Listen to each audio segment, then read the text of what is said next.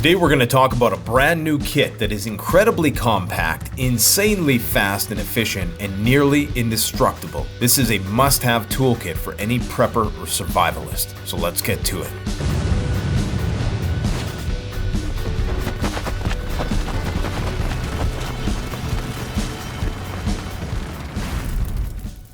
Some of the most important tools when it comes to survival and preparedness are going to be a hatchet, an axe, or a saw. I've always thought that a saw is much more efficient. For starters, it's not as loud. When you're chopping away with an axe, it not only takes a lot of energy, it's a very high impact activity. You can hear it from miles around, and it's also dangerous. And when we're talking about being in the woods in a survival situation, the last thing you want to do, unless you're a very experienced woodman, is be swinging an axe around every which way. All it's going to take is one little slip, miscalculation, and that thing is going to go into your shin, and it's going to be a very bad way for you from there on in. I personally prefer these types of chopper blades. These are like a machete style, a boreal style machete. It's a very beefy tool.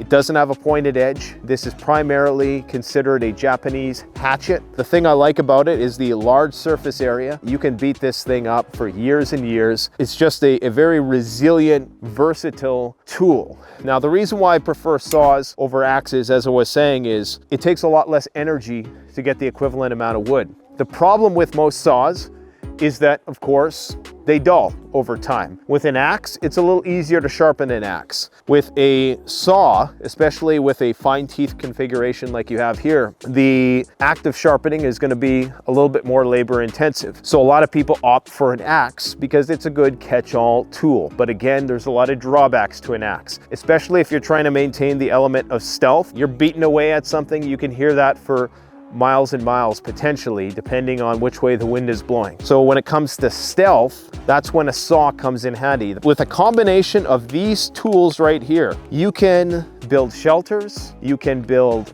fires, you can build booby traps, you can build furniture. You can do it with relative ease compared to somebody who might be an experienced woodsman who's used an axe for 20 years. They're gonna have the motor skills to immediately go and grab an axe and get to work, and probably very efficiently process an entire tree, even faster than a person who has a saw. The majority of people, you're gonna want something a little bit easier because, let's face it, many people don't get out to the woods that much. You wanna make your life a little easier if possible. All right, so this is an ideal situation as far as survival goes if you have these tools. So we have a rather large dead tree.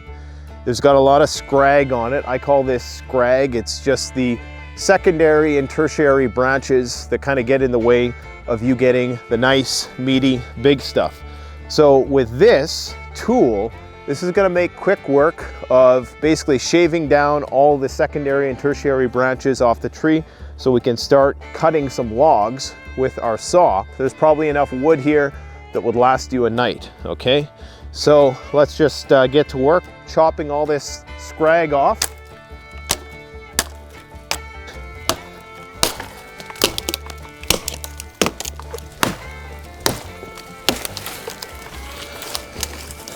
So I got as much as I can access, so now I have to cut the tree down. So for that, we're gonna use the Silky Saw. This is the Silky Big Boy Outback. We're just gonna cut this tree down.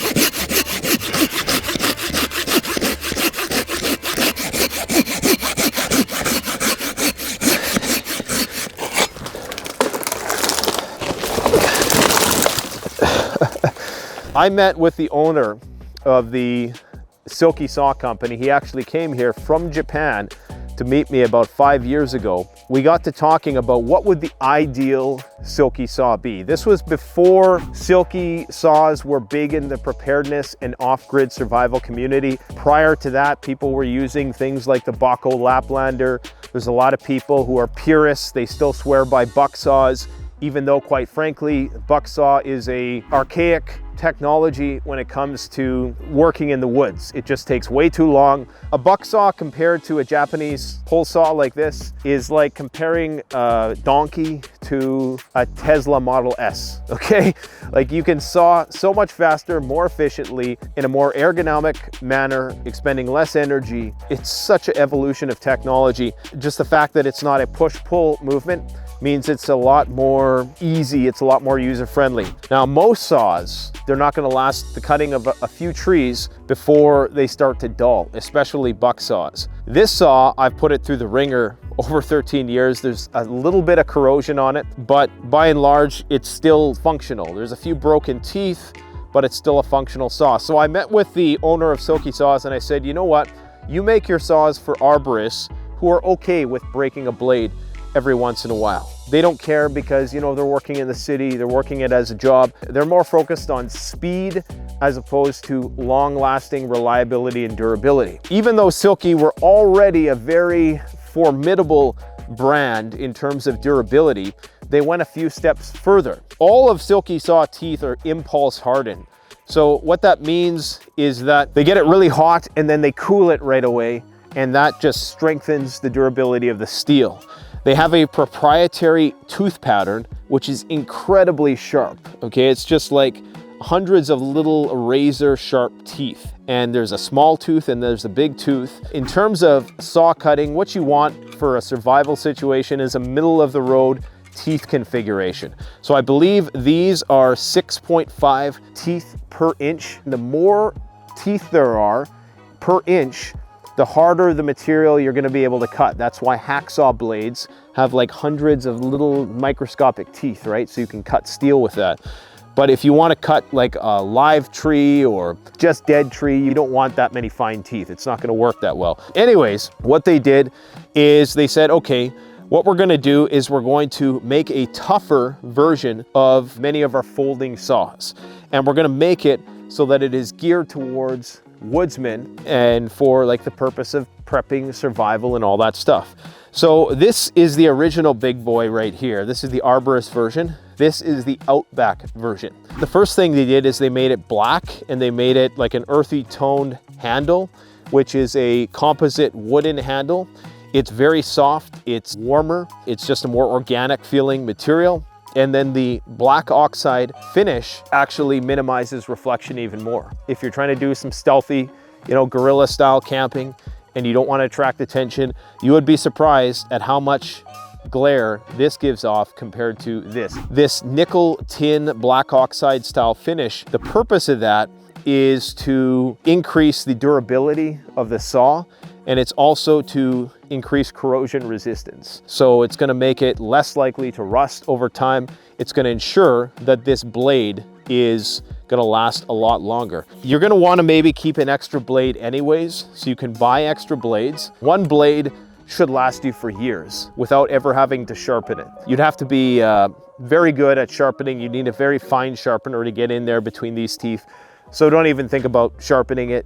I've never sharpened this in, I don't know how long, 13, 14, however long I've had this thing, and this thing still, you know, it still cuts. So I'm not an axe man. I like my Wetterhall double-sided axe, don't get me wrong. But when it comes to just everyday forest use, everyday camp use, an axe isn't as required as a lot of people think. So I've always appreciated the larger surface area of a Japanese style hatchet. It's just as thick in many ways. It's got a double edge. It's not going to be the greatest draw knife. You can get single edge versions of the original Silky NATA, which is not in this black oxide finish. So it's not going to be as corrosion resistant. It's not going to be as low vis, and it's not going to blend in as well. For me personally, the double edge is a more versatile all around survival camp tool. You can get the single edge, like I said. It will be great as a draw knife if you wanted to debark various logs, if you want to make a more sophisticated shelter. I believe this is a SK4 high carbon steel, so it's a very strong steel. It's not going to require a lot of sharpening, and because it's just so beefy and it's just so heavy duty, and you have a lot of surface area to play with, much more than a small hatchet, that minimizes the risk of injury. In a lot of ways, you don't have to be as precise. It's got a good balanced weight to it. You don't have to exert a lot of force. So the actual handle, it has a bit of a lip there, which really minimizes the risk of you losing control of it. It really comes in handy to have that there. It's a nice rubberized grip. And the cool thing about this is you can actually take the grip off. So if you wanted to make your own customizable handle out of paracord or out of wood, however creative you want to be, personally, I think the rubber is best. They've just went a step further with the Outback series in making it low reflection, so you don't have to worry about reflection so much. It's not going to be the greatest tool when it comes to splitting wood. It's not going to be able to compete with a hatchet even when it comes to splitting small logs. Now, in terms of the scabbard or sheath that the NATA uses, is a dangler belt loop. It has a retaining strap that can be removed from the sheath. The thinking behind this is if you have to get into a vehicle or you want to sit down on a chair, you can just simply unbuckle the sheath and then put it back on when you're ready to get back to work. Now, the thing I like about this sheath is that it's a gravity sheath, so you simply drop the NATA into it and lift it out as needed. This makes for great ease of access. It's very practical and functional. Even though it rattles around in the sheath a little bit, I like the fact that it's so quick to deploy.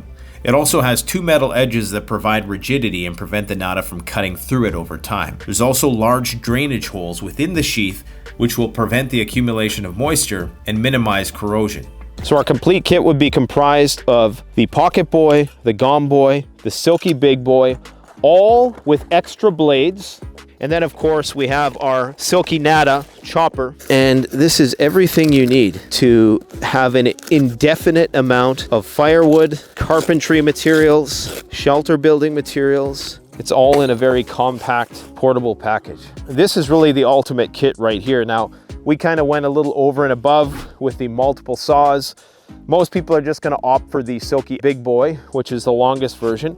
You can configure this in a variety of different ways. You can just have, the Big Boy with extra blades. You don't have to have the two little saws. If you want to pick this up, you can actually just buy this case right here. This is a module of the bug out roll. So the bug out roll, there's a variety of different modules. Some have this thick, heavy gauge vinyl, which is see-through. The other ones that I would recommend for this purpose is all Cordera. So this is a 600 denier Cordera with a PVC backing. This is a great gift. So you can get everything. You can get the extra blade, the Big Boy 2000 saw, the little saws, plus the Outback, all from CanadianPreparedness.com. The best way to support this channel is to support yourself by gearing up at CanadianPreparedness.com, where you'll find high-quality survival gear at the best prices, no junk, and no gimmicks. Use discount code PREPPINGGEAR for 10% off. Don't forget, the strong survive, but the prepared thrive. Stay safe.